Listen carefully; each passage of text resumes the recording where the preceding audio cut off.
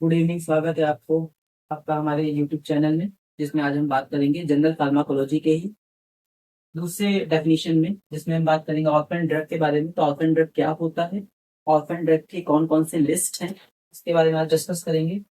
तो these are the drugs और biological products for the diagnosis, treatment, prevention of the rare disease. मतलब ये वो ड्रग्स होते हैं जो कि रेयर डिजीज के ट्रीटमेंट के लिए, डायग्नोसिस के लिए या प्रिवेंशन के लिए यूज किए जाते हैं। ठीक है, रेयर डिजीज क्या होता है normally? Orphan drug amendment act 1983 के अनुसार रेयर डिजीज वो डिजीज होते हैं जो कि 0.2 मिलियन पीपल से भी कम, जो पीपल अफेक्टेड हों, that is a rare disease. ठीक है, लाइक आप बात कर सकते हैं कि सिस्टिक फाइब्रोसिस हो गया, कुछ स्पेसिफिक टाइप्स ऑफ कैंसर्स हैं, हीमोफीलिया, ये सब हमारे रेयर डिजीज में आते हैं। पेरिकार्डिटिस। ठीक है, तो हमारे कुछ इंपॉर्टेंट ड्रग्स हैं जो कि ऑर्फन ड्रग के लिस्ट में आते हैं, जिसमें हमारे कुछ ट्रिक है। ट्रिक से आप ड्रग को आसानी से लर्न कर सकते हैं। Barcelona ticket. ठीक है, इसमें आप बी फॉर द बेवा, सीजुमैब, बॉर्टिजोमिब एंड ब्यूसल्फर, ये हमारे जो ड्रग्स हैं, ये बेसिकली मोनोक्लोनल एंटीबॉडीज हैं जो कि एंजियोजेनेसिस इनहिबिटर की तरह काम करते हैं और कुछ स्पेसिफिक टाइप्स ऑफ कैंसर में यूज होते हैं। जो ब्यूसल्फेन है, ये हमारा ल्यूकेमिया में यूज किया जाता है बेसिकली।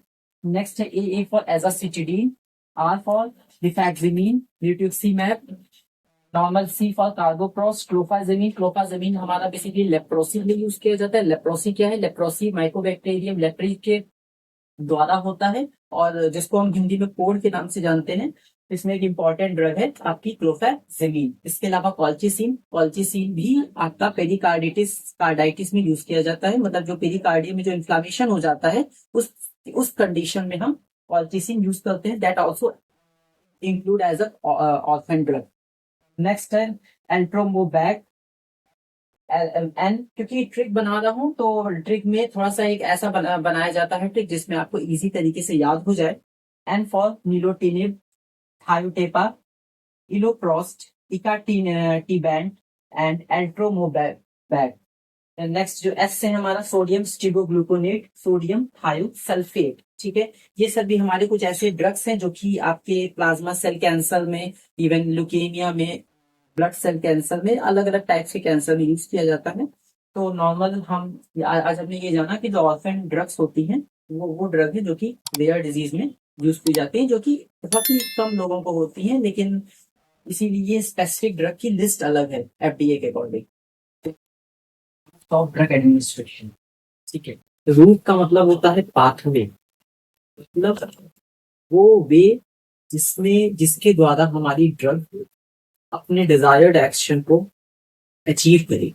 ठीक है, बेसिकली क्या होता है कि हमारे,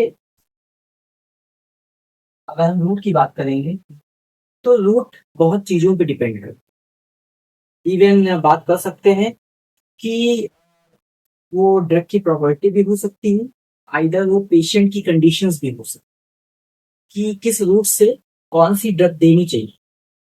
ऐसे तो बहुत रूट होते हैं, लेकिन स्पेसिफिक कुछ फैक्टर्स होते हैं जो कि रूट को क्या करते हैं, रेगुलेट करते हैं। तो सबसे पहले हम बात करते हैं कि ड्रग की फिजिकल या केमिकल नेचर। ड्रग का कौन सा नेचर है, वो हमारा सबसे इंपॉर्टेंट फैक्टर है रूट डिसाइड करने का। ठीक है, इसके अलावा लाइक नेचर की अगर मैं बात करूंगा तो ड्रग हमारा सॉलिड फॉर्म में है, ड्रग हमारा लिक्विड फॉर्म में है। वो हमारा डिसाइड करता है कि किस रूट से ड्रग देनी चाहिए। एग्जाम्पल, अगर मैं बात करूंगा सॉलिड फॉर्म में, लाइक टैबलेट, तो टैबलेट सबसे पहले जा करके डिसइंटीग्रेट होगी, फिर वो जा करके डिजोल्व होगी, इसके बाद एब्जॉर्ब होने के बाद वो फर्दर अपने सिस्टमिक सर्कुलेशन में पहुंचेगी।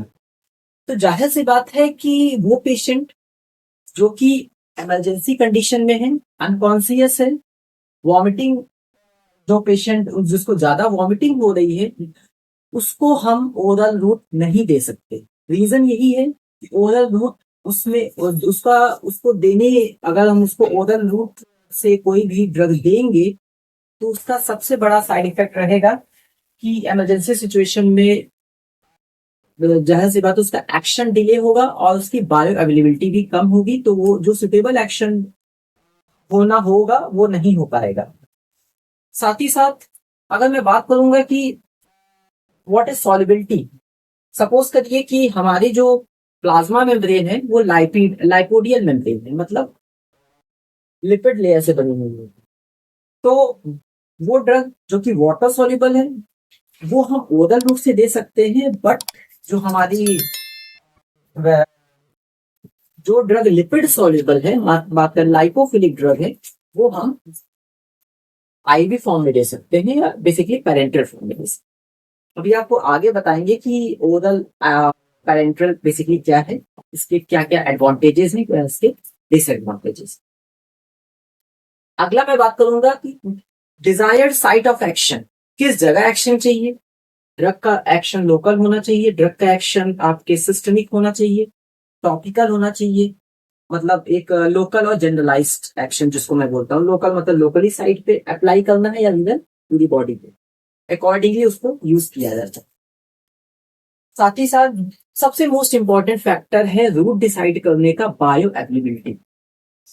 बायो अवेलेबिलिटी का मतलब है कि आप ड्रग लेने के बाद कितना परसेंट ऑफ ड्रग अमाउंट वो आपके सिस्टमिक सर्कुलेशन में पहुंचा, ये उसका कहलाता है बायो अवेलेबिलिटी। तो ओरल रूट की जो बायो अवेलेबिलिटी होती है वो कम होगी, क्योंकि जाहिर सी बात है वो मेटाबोलाइज होगी लीवर में, और मेटाबोलाइज होने के बाद अपना एक्शन दिखाएगी।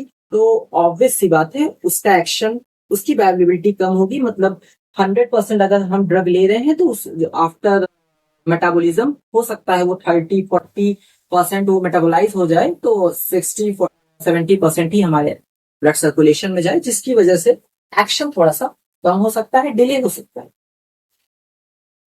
लेकिन जब हम आईवी की बात करेंगे तो आईवी में, क्योंकि आईवी में कोई भी ऐसा मतलब लीवर के थ्रू ड्रग पास नहीं करेगी, तो डायरेक्ट हमारे ब्लड में जाएगी, जो कि बेसिकली इसकी बायोअवेलेबिलिटी 100% होती है।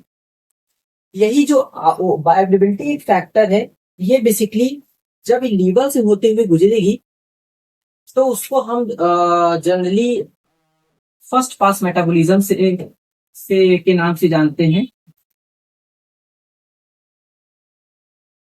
और वो ड्रग जो कि लीवर को अवॉइड करेगी वो हम बाईपास मेटाबॉलिज्म, ठीक है। इसके अलावा